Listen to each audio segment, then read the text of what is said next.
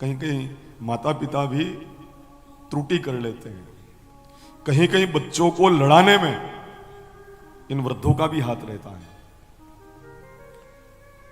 हाँ, ये भी लड़ा देते हैं कभी कभी। एक को जमीन मारेटी देते हैं, एक को खांदड़ की देते हैं, एक को मेन मार्केट में दुकान दे, एक को गली कूचे में दे। और कई घरों में तो पार्टियों जैसा हो गया है साहब, अलग अलग पार्टी के लोग।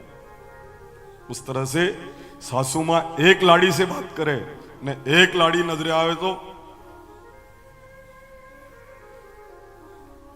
कोई कोई घरों में ऐसी पार्टियां भी होंगी, अलग अलग पार्टी, या लाड़ी वणी पार्टी की न या लाड़ी अपने पार्टी की। आपकी बात नहीं कर रहा हूं, दूसरा काम की हो। यहां तो सब प्रेम से रहते हैं, स्नेह से रहते हैं। अपने धीरे धीरे समझ में आएगी ये बातें, क्योंकि अपनी बात भी नहीं है तो अपना समझ में कई तरह है। तो एक जैसा व्यवहार अपने संतान से हमको रखना है। और जो ये त्रुटि करते हैं ना, कहते हैं कि बच्चे अगर माता पिता की सेवा न करें तो नरक में जाते हैं। अगर माँ बाप बच्चों में भेद मानते हैं तो उन माता पिता के भी स्वर्ग के दरवाजे नहीं खुलते हैं, क्योंकि उस बेटे का हक था प्रेम पाना। और अगर आपने अलग अलग बर्ताव अपनी संतान के प्रति किया है तो जो भेद रखते हैं उनके लिए स्वर्ग के दरवाजे खुल जाएंगे। यूं उस संतान का हक था प्रेम पाना। एक के ऊपर ज्यादा प्रेम, दूसरे के ऊपर कम प्रेम आपने क्यों रखा? अच्छा, यूं तो कोई चश्मा खरीदने जावे और कह दे कि मेरे तो जिमणे आंख के ऊपर प्रेम है, तो जिमणी आंख के ऊपर कांच वालो चश्मो दे दो, डाबी आंख में जीवनी है तो बिना कांच का चश्मा दे दो, मेरे को आधा पैसा ले लो। ऐसा होता है क्या? कोई जूता खरीदने जाए ना खाली जिमड़ा पग को जूतू ले आए, ऐसा वे की नहीं होता है ना। जिस तरह अपने शरीर के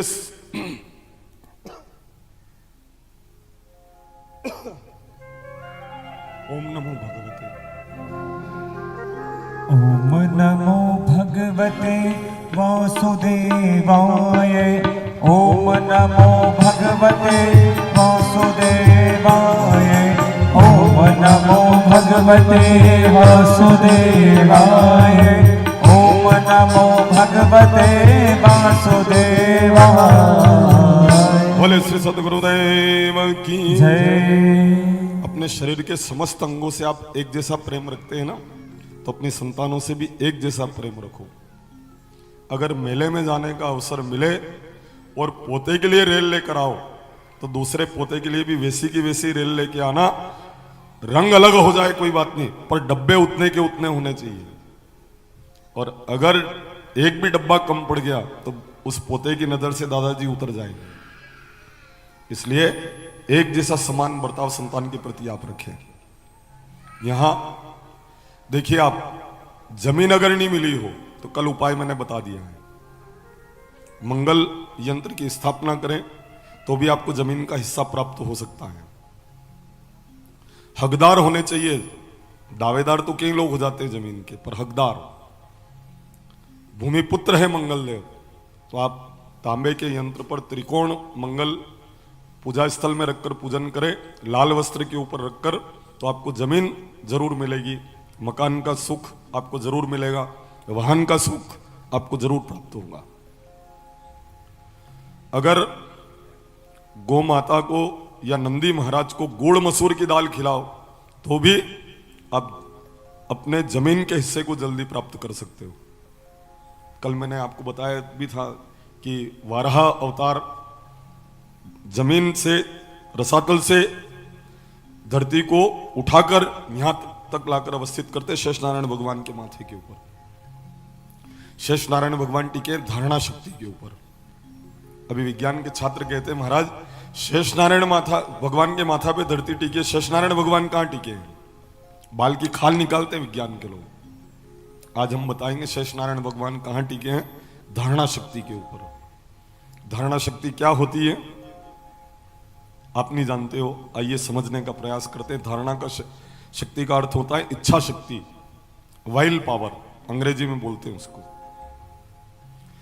जब इच्छा शक्ति मजबूत हो तो आप सारे कार्यों को संपादन कर सकते हैं। अगर इरादे हो सच्चे तो सपने भी साकार होते हैं। हाँ, देखो हमारे लोकू भैया अपने इच्छा शक्ति को मजबूत किया कि धैर्य खेड़ी वाले महाराज से कथा कराना है। 6-7 साल हो गए लोगों को आग्रह करते करते। मेरा भी मन होता है पर मैं मुहूर्त नहीं दे पाता हूं। और मात्र 1 वर्ष में एक ही व्यक्ति आकर भागवत जी का मुहूर्त लेके आ गए। ये मेरे को भी मालूम नहीं कि कैसे मिल गया इनको।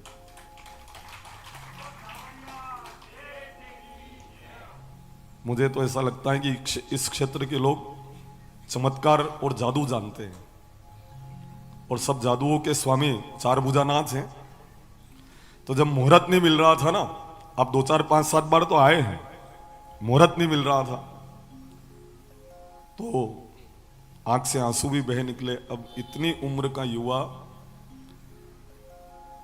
अगर माया नहीं मिले तो रोए, पर मायापति की कथा सुनने के लिए रो पड़े, ये बहुत बड़ी बात है।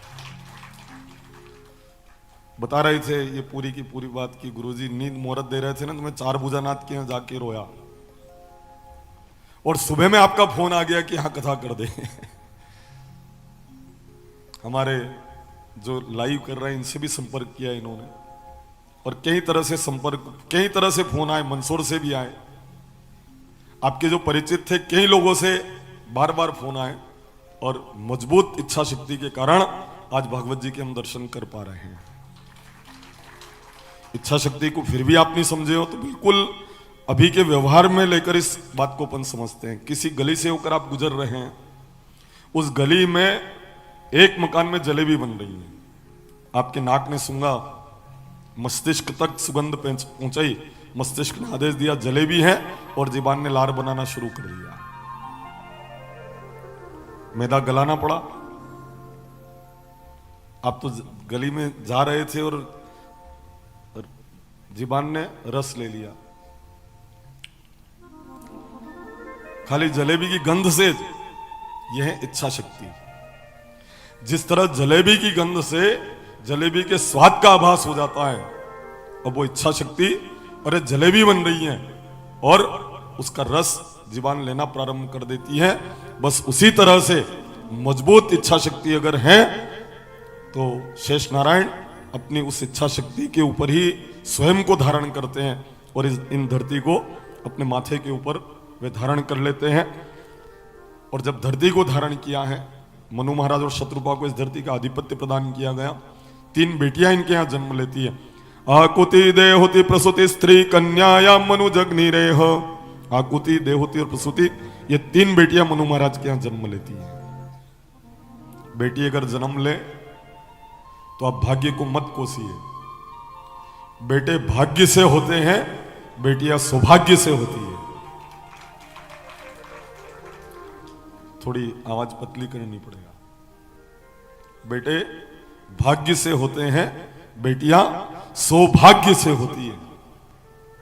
पर आज एक बेटी जन्म ले, माता पिता दुखी नहीं होते। दूसरी अगर जन्म ले, थोड़े से दुखी होते हैं। तीसरी अगर जन्म ले तो माता पिता उस बेटी के जन्म पर रोते हैं। और चौथी अगर जन्म ले तो अंतिम बाला धापूबाई नाम रखते हैं उसका। अब नहीं वेणी चाहे अंतिम बाला ने धापूबाई, धापी या अब नहीं वेणी चाहे। बेटी अगर जन्म लेना, कोई धापूबाई यहां विराजे हो तो नाराज मत होना हो। किसी का नाम धापूबाई हो, अंतिम बाला हो, तो आप अपने ऊपर मत लेना कि अब नहीं होना चाहिए। ये उनके मन का भाव रहता है। कहीं कहीं तो गर्भ में बेटी है, सोनोग्राफी करवा कर जांच कर लेते हैं और मालूम पड़ गया कि बेटी है, तो उसको डॉक्टर से कटवा कर उसके छोटे छोटे टुकड़े करके उसको मार दिया जाता है। कई जगह अपनी बेटी की हत्यारी मां बन जाया करती है। कथाओं में ये बातें बताना पड़ेगी। कितनी भी माला फेर लो, गंगा जी जाया और कितना भी पुण्य कर्म कर लो, कितनी कथाएं सुन लो, और अपनी संतान के रक्त से अगर आपके हाथ रंग गए तो आप विचार करो उस पाप को आप कैसे धोओगे। अब कथा के माध्यम से अगर हम बता देंगे तो ये अपराध नहीं करेंगे। जांच करवा लिया डॉक्टर से, ज्यादा पैसे देकर बताओ कि पुत्र है कि पुत्री है, बताया कि ये तो पुत्री है, तो फिर तो आप इसको मार दो। उसके छोटे छोटे टुकड़े करके बड़ी बेरहमी से उसको काट दिया जाता है, उसके टुकड़े टुकड़े कर दिए जाते हैं। क्या त्रिवेणी संगम में जाकर इस पाप को आप धो सकते हो क्या? और यूं देखो आप, नाटक कैसा करते हैं ये लोग। घर पर बेटी जन्म ले रही थी, उसको मरवा दिया ने। नवरात्रि में दूसरे की 9 बेटियों को बुलाकर भोजन कराते हैं। नाटक देखो इनके। चरण पूजा करे ने, बिंदी लगाए ने, धोक दे ने। कबीर साहब लिखते हैं, इस विषय को ही शायद उन्होंने कहा है, जिंदा बाप ने रोटी नहीं देवे, मरिया बाद पछताया, और मुट्ठी भर चावल बना के कौवे को बाप बनाया। साधु भाई उड़ जा हंस सकेला। माटी का एक नाग बनाया, पूजे लोग लुगाया, और असली नाग जब घर में आया, ले लाठी धमकाया। साधु भाई उड़ जा हंस सकेला। संसार का सबसे बड़ा अपराध है कन्या भ्रूण हत्या। क्यों मार देते हैं हम उसको? कि दहेज के कारण। मान लो कि ये बड़ी होगी, विवाह के समय दहेज मांगा जाएगा, वो व्यवस्था मैं नहीं कर पाया, बेटी को बार बार ताने सुनने पड़ेंगे और फिर आत्महत्या करनी पड़ेगी। इससे तो अच्छा है कि इसको पहले से ही हम मार दें। पूरा समाज इसके लिए उत्तरदायी है। जो दहेज मांगते हैं वो सब उन बेटियों की हत्या के कारण वे लोग हैं। इसलिए कन्या भ्रूण हत्या, इसको पूर्ण रूप से माता बहनों, सहेली को भी ऐसी सलाह भूल कर मत देना। एक माँ के नाम एक बेटी पत्र लिखती है, अभी गर्भ के अंदर है, और पत्र लिखती है। किसी कवि की कल्पना है। क्या पत्र लिखती है वो? प्रिय माता जी, आपको मालूम पड़ गया है कि आपके गर्भ में एक बेटी है, क्योंकि मैं भी समझ चुकी हूं, आपने अदरक का काढ़ा बना के पिया और मुझे पता चल गया कि आपने मुझे मारने के प्रयास शुरू कर दिए। मां, मुझे मत मारना। मैं कई जन्मों में गई हूं, पर किसी भी मां ने मेरे साथ ऐसा नहीं किया जो इंसान कहलाने वाली बुद्धिमान मां मेरे साथ करने जा रही है। हे मां, मुझे मत मारना। डॉक्टर के पास लेके मत जाना। वो डॉक्टर नहीं है, बहुत तीखे औजार से एक झटके में मेरी गर्दन को काट कर मेरे शीश को, मेरे माथे को, मेरे धड़ से अलग कर देंगे, एक थोड़े से झटके में। फिर मेरे पेट के कई टुकड़े करेंगे, मेरे हाथ को काटेंगे, मेरे पांव को काटेंगे। हे मां, मैंने तुम्हारा क्या बिगाड़ा? मेरे साथ ऐसा मत करना। हे मां, पिताजी को भी समझाना, मैं बोझ नहीं बनूंगी। मेरी बहनें जो है ना मेरे से बड़ी, उन्हीं के बस्ते लेकर मैं विद्यालय जाया करूंगी, उन्हीं की पुरानी फ्राकें पहनकर मैं विद्यालय जाया करूंगी। कम फीस वाले स्कूल में मेरे को पढ़ा लेना, पर मां, मेरे साथ ऐसा मत करना, क्योंकि मैंने तो अभी कुछ भी धरती के ऊपर नहीं देखा है। हे मां, मैं विधाता के सृष्टि विलास को देखना चाहती हूं, मुझे मत मारना। अगर दहेज के कारण मार रही हो ना, थोड़ा प्रयास तुम करना, थोड़ा प्रयास मैं करूंगी, और इस अभिशाप दहेज को भी हम मिटा देंगे। पर मां, मुझे मत मारना। मैं कई जन्मों में गई हूं, पर किसी मां ने मेरे साथ ऐसा नहीं किया। तुम तो ममतामयी हो ना, तुम मुझे क्यों मार रही हो मां? हे मां, मालूम ही नहीं पड़ेगा और 18 साल की हो जाऊंगी, और एक दिन चिड़िया की तरफ फुर्र करके तेरे आंगन को छोड़कर उड़कर चली जाऊंगी। हे मां, मुझे मत मारना। नीचे दस्तखत किए थे उसने, आपकी अजन्मी पुत्री।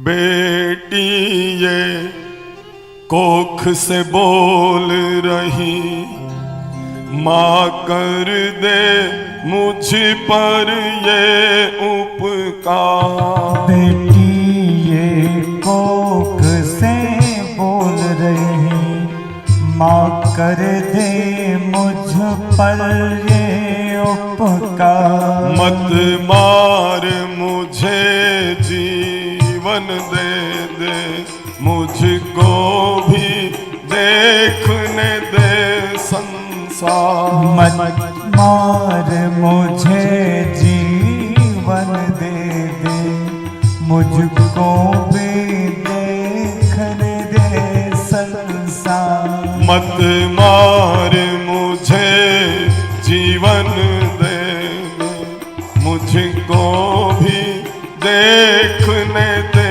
संसार। मत मार मुझे जीवन दे दे, मुझको भी देखने दे संसार।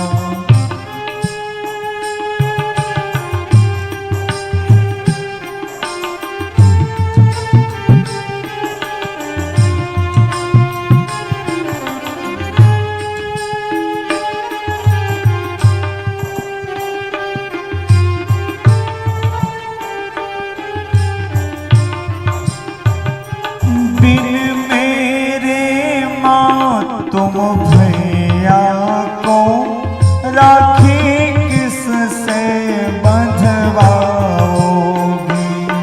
बिन मेरे माँ तुम भैया को राखी किससे बंधवाओगी? ओ मरती रही कोख के हर बेटी तो बहू कहाँ से लाओ? ये मरती रही कोख के हर बेटी तो बहू कहाँ से लाओगी?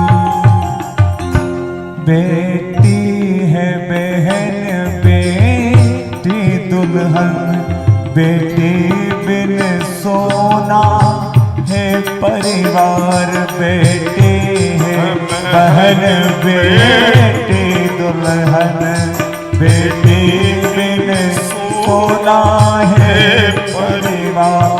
मत मार मुझे जीवन दे दे, मुझको भी देखने दे संसार। मत मार मुझे जीवन दे दे, मुझको भी देखने दे संसार। बोले श्री सद्गुरुदेव की जय। मेरे बिना भाई को राखी किससे तुम बंधवाओगी? करवा चौथ कैसे हो पाएगी? भाई दूज उसको भी तो याद रखो माँ, मुझे मत मिटाओ। एक बेटी अपने माँ के नाम ही एक पत्र लिखती है। मैं आह्वान करूंगा कि कभी भी कन्या भ्रूण हत्या न हो। भगवान के यहां से तो जोड़े बराबर ही धरती के ऊपर आते हैं। आज 943 महिलाएं, 1000 पुरुष। ये आटे साटे ने ऐसा क्यों होता है? इसीलिए तो होता है क्योंकि असंतुलन। मां से जोड़े बराबर, पर उन माताओं ने वो अपराध करके उन बेटियों को मिटा दिया है। नहीं तो बराबर 1000 पुरुष 1000 जोड़ा तो वही बना के बेचते हैं ना। पर वो इस तरह से मिटा दी गई, इस कारण ये असंतुलन हो गया है। आइए कथा के प्रसंगों में और भी आगे वर्णन में। 3 बेटियां जन्म लेती मनु जी महाराज के यहाँ, आकुति, देवहूति और प्रसूति। आकुति का विवाह रुचि प्रजापति के साथ होता है। समय के ऊपर विवाह कर दिया गया। विवाह समय के ऊपर किया करो। अब है ना, हिंदुओं में, सनातनियों में बच्चे 30 साल तक तो गुडारिया गुडारिया चलते हैं। ये तो चारण समाज है। इस समाज में तो बहुत जल्दी विवाह कर देते हैं। छोटे छोटे ही होते हैं और सगाई हो जाती है, विवाह कर देते हैं। पर शहरों में चल के देखो आप, 30 साल तक गुडारिया गुडारिया चलते हैं। 30 साल तक के बच्चे से पिताजी कहते तेरी सगाई कर दें, शादी कर दें, तो कहता मैं पग के ऊपर खड़ा नहीं हुआ हूं। मतलब गुडारिया गुडारिया चल रहे हो। फिर 31 में वो कहता है कि पग पे खड़ो तो नहीं हुआ, पर हगे तो कर लूंगा। अब खड़ा तो हो ही नहीं पाया हूं, नौकरी लगी नहीं, फिर भी हां कर दी। अब 31 में जाके तलाश करना शुरू किया, 32-33 में जाके, 34-35 में जाके तलाश पूर्ण हुई। अब एक कसी मिलेगा, जन को के नहीं होएगा, वह मिलेगा भाई। 35-37 में जाके कौन मरे? जो टोलराना तक आवे वीज मिले फिर। और की अब शायद आप समझ पा रहे हो कि नहीं समझ पा रहे हो जो मैं कहना चाहता हूं। आपका समर्थन कम मिल रहा है आज मुझे। भाई 37 में जाके कौन मिलेगा बताओ? या तो वही छुट्टी देगी, या फिर 38-39 साल में वी तकी की एक दाना गई खाली नवा कर दो। भाई 37-38 साल में कौन मिलेगा? तो 37-38 साल में जाके विवाह किया, 41 साल में जाके उसके बच्चा हुआ। और अन्य संस्कृति में 19-20 साल में बच्चे का विवाह कर दे, 21 साल में पिता बन जावे, 19 साल में फिर उसका जो बच्चा हुआ ना उसकी शादी कर दे, 20 साल में वो भी पिता बन जाए। हिंदू संस्कृति में 41 साल में 2 पीढ़ी, अन्य संस्कृति में 41 साल में 3 पीढ़ी जन्म ले लेती, तीसरी पीढ़ी जन्म ले लेती है।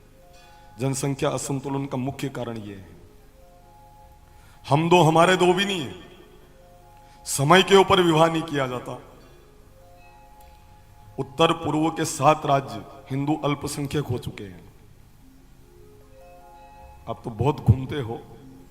कल मुझे भी लोग बता रहे थे कि गुरुजी हालात ठीक नहीं है, अन्य प्रांतों में हालात ठीक नहीं है। ये तो गुजरात, राजस्थान और मध्य प्रदेश, यहां पर हालात ठीक हैं, नहीं तो बाकी अन्य प्रदेशों में स्थितियां ठीक नहीं। गोवध भी कर देते हैं। गोवा में 52% ईसाई हो चुके हैं। उड़ीसा में ईसाइयों की संख्या बढ़ रही है। पूर्वोत्तर के 7 राज्य हिंदू अल्पसंख्यक हो चुके हैं, ईसाई बहुसंख्यक हो रहे हैं। कश्मीर में हिंदू घटा तो क्या हुआ हम जानते हैं, बांग्लादेश की क्या स्थिति हम जानते हैं। इसलिए हम सब आज संकल्प लें कि समय के ऊपर विवाह करने का विचार करेंगे। माता पिता को भी चाहिए और पुत्र भी पग के ऊपर खड़ा हुआ ये छोड़कर समय के ऊपर संबंध कर ले, समय के ऊपर संतान हो जावे। और विवाह में अगर परेशानी आ रही हो तो मैंने उपाय कैसा बता दिया आपको। लाखों रुपए बिगाड़ दिए और सगाई नहीं हो रही हो, आटे साटे तक मामला पहुंच गया हो। आजकल आटे साटे की बात ज्यादा होती है। संबंध के लिए जाओ तो उधर से कहते हैं कि आपके बाहर में कोई लड़की है क्या, अगर है तो संबंध तय, नहीं तो नहीं होगा। ये आटे साटे का मामला क्यों हुआ मालूम आपको? 5 बीघा वाला जो आदमी है ना, उसको भी 55 बीघा वाले के यहां संबंध करना है। और इसके यहां आकर कोई पूछे कि जमीन कतरी के 5 बीघा है महाराज, कर थर तो 55 बीघा चाहिए थी, तो 5 बीघा बोल रहा है। अब आटे साटे इसलिए करना पड़ता है कि फिर वो एडजस्ट हो जाता है। खरपी की मरकी भी वही सके न मरकी की खरपी भी वही सके हो। बस आप समझ लेना, खरपी की मरकी भी हो सकती है और मरकी की खरपी भी हो सकती है, और होते हुए हमने देखा है। कन्या के योग्य वर देखकर संबंध सुनिश्चित कर दो। योग्य है संबंध तय कर दो। अगर कर्मवान है तो वो करोड़ में चला जाएगा, और कर्महीन अगर होगा तो रोड के ऊपर चला आएगा। न कई पैसे वाले जिनकी जमीन का पता नहीं था, इतनी जमीनें थी पर कुछ भी शेष नहीं बचा, सब बेच दे तो भी कर्जा नहीं उतरे। कहां? क्योंकि वो वायदा बाजार में चला गया है। ऐसा नहीं चल रहा अभी रमी सर्कल ने मोबाइल के ऊपर आई रहे, कोई इधर तो परेशान नहीं हुआ उससे। कोई माथा हिला रहे कि महाराज परेशानी आएगी। आप नाम मत लेना, नहीं तो भी यहाँ ही जाएगा कि महाराज हमारा नाम कहीं तरह ले लो। मैंने तो नहीं लिया, मैं तो जानता भी नहीं हूं। अभी 2-4 लोगों को जान रहा हूँ मैं, 2-4 लोगों के नाम मेरे को याद हुए होंगे, क्योंकि मैं पहली बार ही आपके समाज में उपस्थित हुआ हूं। तो कहीं सट्टे के कारण, वायदा बाजार के कारण कई लोग वस्तु नहीं होती और उसका सौदा तय कर लेते हैं। जब उसका भाव घट जाता है तो कई संपन्न लोग विपन्न बन गए। कई बहुत पैसे वाले लोग थे, पूरी जमीन भी बेच दे तो कर्ज नहीं उतर पाए। ऐसे लोगों को भी मैं जानता हूं। तो आप कन्या की योग्य वर जानकर संबंध सुनिश्चित कर दें। खरपी की मरकी भी हो सकती है और मरकी की खरपी भी हो सकती है, इसलिए आप इस बारे में विचार न करें। बहुत धनाढ्य हो, गरीब हो सकता है। रोड़ और करोड़ में खाली कह को अंतर है। रोण के आगे क लगा दो तो करोड़, ने क हटे दो तो रोड़। कर्मवान है तो करोड़ में और कर्महीन है तो रोड़ के ऊपर। इसलिए आप अपनी कन्या के योग्य वर जानकर अपनी कन्या का संबंध सुनिश्चित करें। संबंध नहीं हो रहा हो, उपाय मैंने बता दिया है। पर इस विवाह के मामले में एक और चिंतन मेरा ये कहता है कि जो भी विवाह के लिए जाते हैं ना, यूं कहते हैं जमीन है, तो कहते हैं कि नहीं है तो संबंध नहीं कराना। जमीन है तो माँ की नानी खेत पे नहीं जाएगा। करे या कई बात है, मैं विचार करता हूं कि करे जमीन है तो खेत पे नहीं जाएगा और जमीन नहीं है तो संबंध नहीं कराना। अच्छा, इधर भी ऐसा होता है कि नहीं होता है? वहां गए काय के लिए संबंध करना है, पूछेंगे जमीन है कि नहीं है, तो फिर सगाई नहीं कराना। कह दिया कि जमीन है तो नानी खेत पे नहीं जाएगा। क्यों रे, जमीन है तो खेत पे नहीं जाएगा तो फिर जमीन देखी क्यों तुमने? ठीक है, परिस्थिति अच्छी है, खेत पे नहीं जाना पड़े कोई बात नहीं, पर प्रबंधन तो कर सकती है। अतरो तो याद रहना चाहिए कि कतरो भिजवारो एक विगाम लागेगा। भाई अपने घर का कामकाज तो वो संभाल सकती है ना, नहीं जाए खेत पे कोई बात नहीं, पर 18 बीघा जमीन है तो उससे ज्यादा मैं सोयाबीन नहीं दूंगी। भाई ये प्रबंधन तो रख सकते हैं ना। 18 बीघा में अतरो लागेगा, उत्पादन कम कैसे हुआ, ये सब ध्यान तो रख सकती है ना, अगर पढ़ी लिखी है तो। अगर वो विचारवान है तो इतना तो कर सकती है ना। तो संबंध अगर नहीं हो रहा हो, उपाय मैंने बता दिया है। एक उपाय मैंने परसों कहा था, कल बता नहीं पाया था, मैं समय कम था, तो आज के लिए मैंने बोला था। अगर बच्चा बच्ची उपाय नहीं कर पावे, बाहर पढ़ाई कर रहे हो, उपाय नहीं कर पावे, जो मैंने बताया 5 मंगलवार वाला, तो माता पिता के द्वारा करने वाला एक उपाय मैं आज आपको बता रहा हूं। माता पिता है तो वो करें, नहीं तो काका भी कर सकते हैं, बड़ा भाई भी कर सकता है। अगर छोटे भाई का संबंध नहीं हो रहा, बहन का संबंध नहीं हो रहा हो, तो गुरुवार के दिन बिलपत्र के पेड़ के पास जावे, निमंत्रण दे, एक बिल्ला जो लगा हुआ उसको देख कर आवे, जो बिल्व फल होता है ना, उस बिल्ले को देख कर आ जावे और ये कहकर आवे कि मेरी बहन या मेरे भाई के संबंध के लिए मैं आपको लेने आया हूं, निमंत्रण देने आया हूं, अगले गुरुवार को मैं आपको लेने आऊंगा। फिर अगले गुरुवार को वही जो बिल्ला आप देख के आए हो, ससम्मान उसको तोड़कर आप ले आवे और एक लाल वस्त्र में जिस कमरे में वो बालक बालिका शयन करते हो, उस कमरे के द्वार के ऊपर लाल वस्त्र में उस बिल्ले को आप बांध दें। 108 बार ओम नमः शिवाय का जाप करें और कहे भोले बाबा, ये जवाबदारी मैं आपको सौंप रहा हूं, मैं खूब भटक चुका हूं, संबंध नहीं हो रहा है, लाखों रुपए बिगाड़ दिए हैं। जो मेहमान आते हैं वो आकर हाँ नानी कहते हैं और चले जाते हैं, डबल फिर फोन नहीं आता है, इसलिए संबंध में बड़ी परेशानी आ रही है। इस कारण मैं आपके चरण शरण हुआ हूं और ये संबंध आपके भरोसे है। ये कहकर 108 बार ओम नमः शिवाय का जाप कर लें और प्रतिदिन 21 बार उस विलुफल के नीचे खड़े होकर ओम नमः शिवाय आप बोला करें। कुछ ही समय में आपके उस बालक बालिका का संबंध जल्दी से जल्दी तय हो जाएगा। संबंध हो जाए तो 1.25 किलो मिठाई भोलेनाथ के मंदिर में जाकर समर्पित करें और वितरण करा दें। धारियाखेड़ी लावा की नहीं कही रहा मिठाई हूं आप में, मेरा गांव है धारियाखेड़ी, मैं यूं नहीं कह रहा हूं कि वहां लेके आना। आप भोले बाबा के मंदिर में 1.25 किलो मिठाई का भोग लगावें और प्रसाद के रूप में वितरण सारी मिठाई को करें। और भी बड़ों को ही करना है तो वो काम कर दे, बोले आप कोई बात नहीं, पर कम से कम 1.25 किलो मिठाई आप नैवेद्य जरूर लगावें। अगर संबंध में आपको सफलता मिल जावे, इतना धन्यवाद तो आप कर सकते हैं ना, इतना सा काम करके। बोले भोलेनाथ की, श्री भोलेनाथ की जय। और आज योग से सोमवार भी है।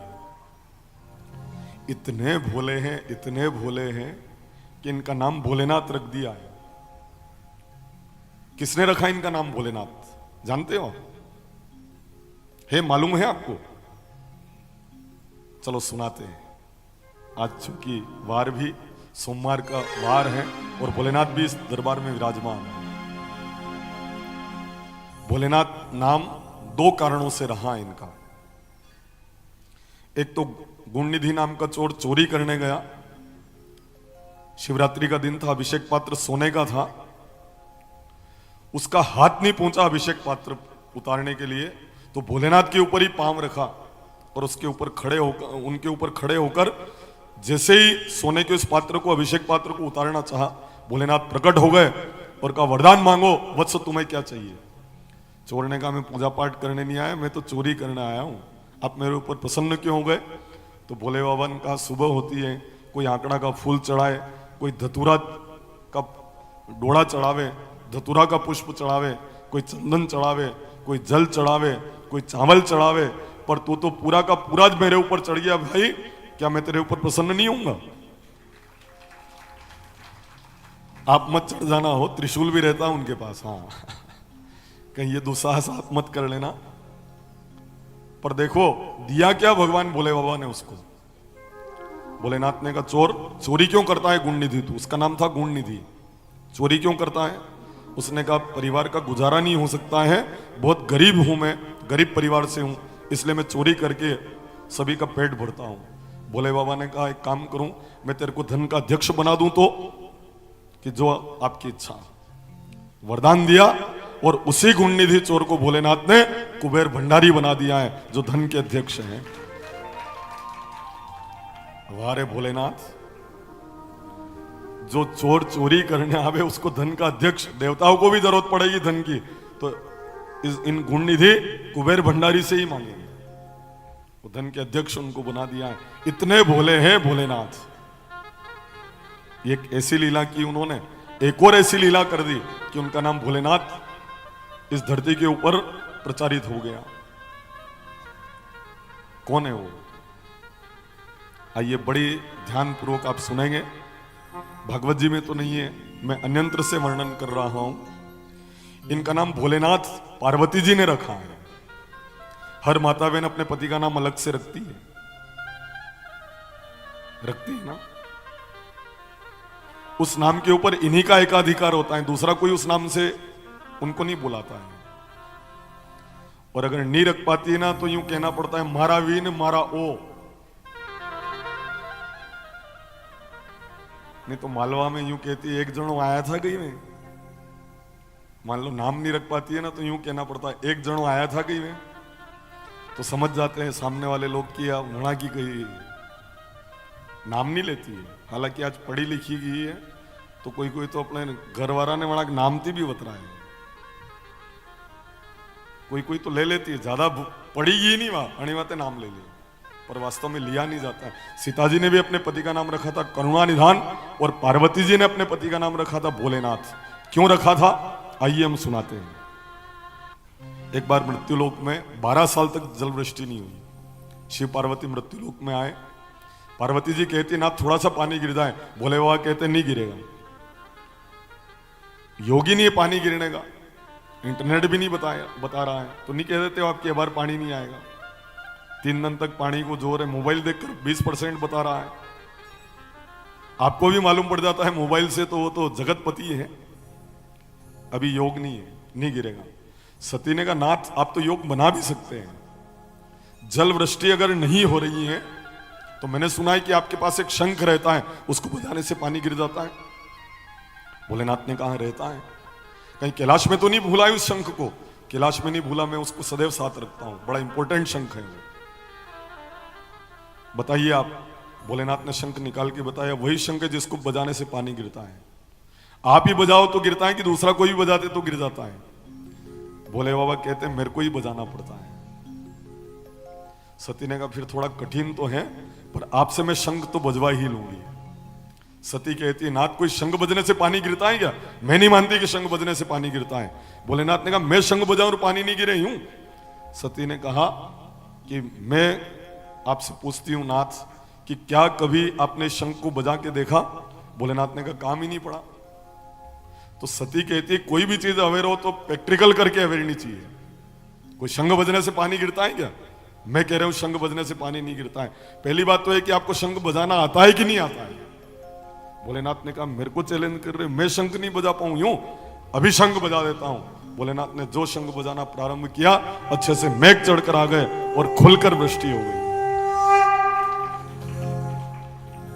सब नदियों में पानी आ गया, पक्षी चहचहाने लग गए, सभी किसान जो थे खुशहाल हो गए, प्रसन्न हो गए। और भोलेनाथ शंख बजाते रहे, बजाते रहे, बजाते ही रहे। और जब बजाते बजाते थक गए, जैसे शंख बजाना बंद किया, और पार्वती जी कहते हैं कि वाकई में भोले के भोले रह गए, आज से मैं आपको भोलेनाथ नाम से पुकारा करूंगी। भोले बाबा कहते हैं कि जो भोलेनाथ नाम से मेरी पूजा करेंगे, जितना पार्वती तुम्हारे ऊपर मेरा प्रेम है, उस भगत के ऊपर भी मैं उतना प्रेम रखूंगा। तब से इनका नाम भोलेनाथ रहा। वाह वाह वाह भोलेनाथ। पर वो कह क्या रहे हैं कि मेरे शंख में मैंने एक ऐसी व्यवस्था कर रखी है कि मैं ही शंख बजाऊं तो पानी गिरे, यानी कि इसमें पासवर्ड मैंने लगा रखा है, जैसे अपने मोबाइल में पासवर्ड होता है ना।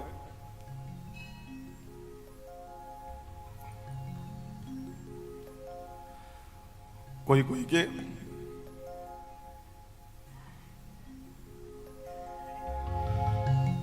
के चेहरे से भी लाख खुलता है,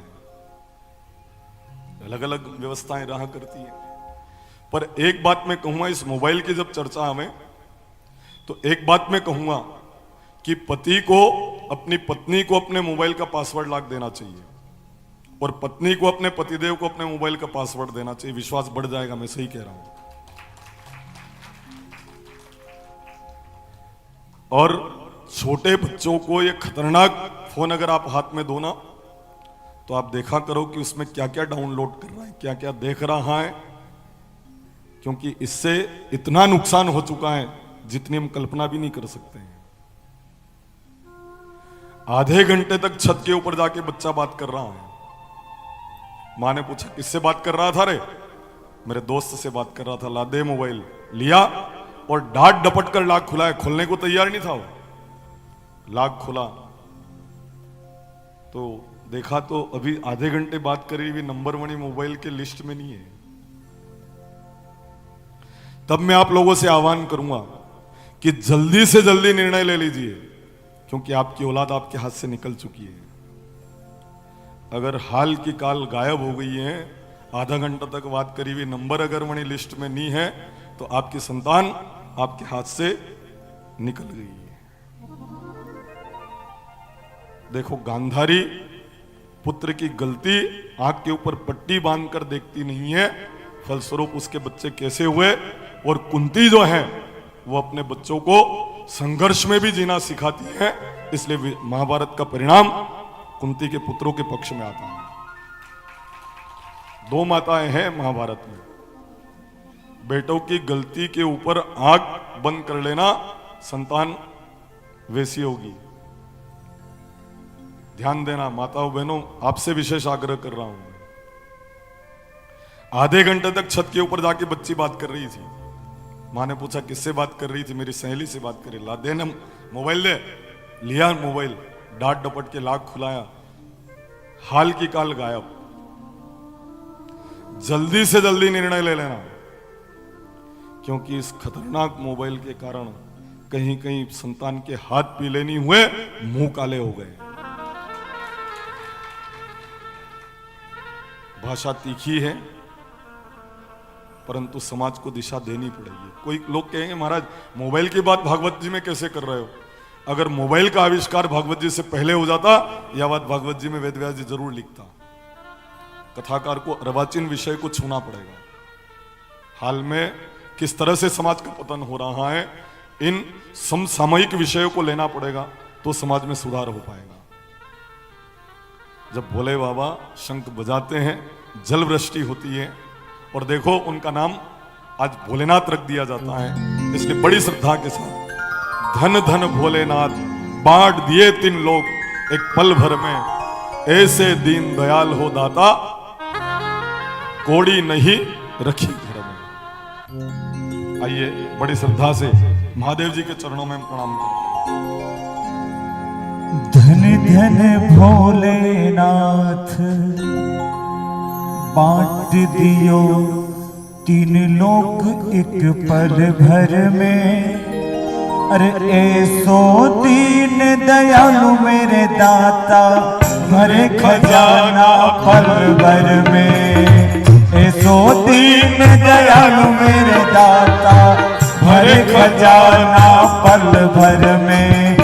धन धन भोलेनाथ बांट दियो तीन लोक एक पल भर में। ऐसो दीन दयालु मेरे दाता भरे खजाना पल भर में। ये भरे खजाना पल भर में। हे शंभो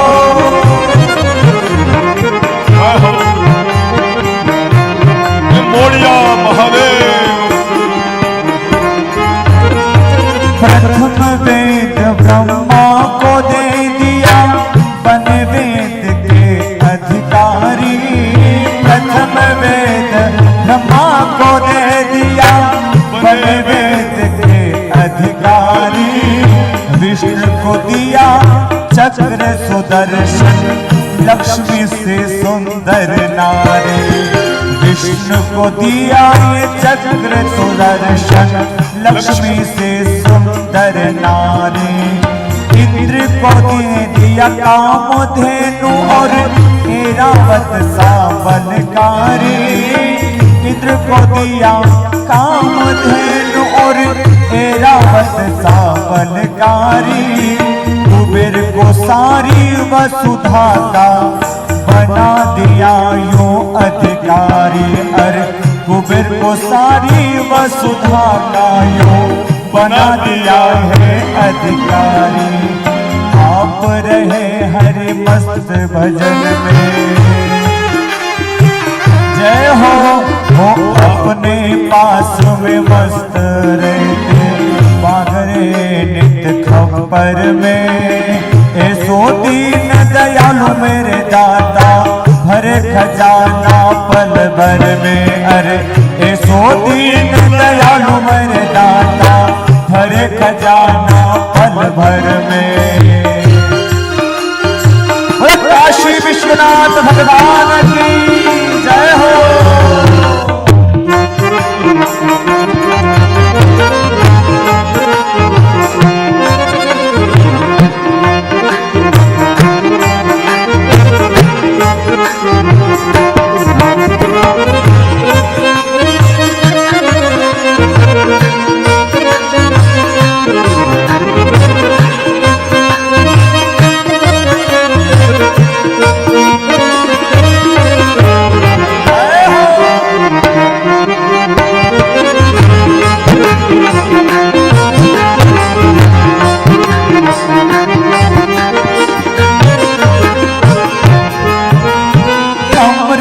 तो देवों को दे दिया आप हलाहल पान करें। अमृत तो देवों को दे दिया आप हलाहल पान करें। ब्रह्म ज्ञान दे दिया उसी को जिसने आपका ध्यान किया। ब्रह्म ज्ञान दे दिया उसे को जिसने आपका ध्यान किया। भागीरथ को गंगा दे दी कलयुग में स्नान किया। भागीरथ को गंगा दे दी कलयुग में स्नान किया। बड़े बड़े पापी को तारा पल भर में कल्याण किया। बड़े बड़े पापी को तारा पल भर में कल्याण किया। अपने पास में वस्त्र नखते हो अपने पास में वस्त्र न रखते मस्त रहे बागंबर में। ऐसो दीन दयालु मेरे दाता भरे खजाना पल भर में। ऐसो दीन दयालु मेरे दाता भरे खजाना पल भर में।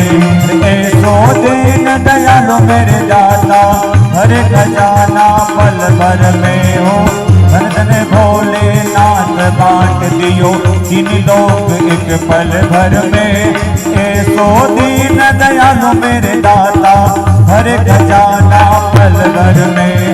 ऐसो दीन दयालु मेरे दाता, भरे खजाना पल भर में। बोले श्री सदगुरुदेव की जय, श्री भोले नाथ की जय। जय। 3 बेटियां मनु महाराज के यहाँ जन्म लेती है तो समय के ऊपर इनका संबंध तय कर दिया गया।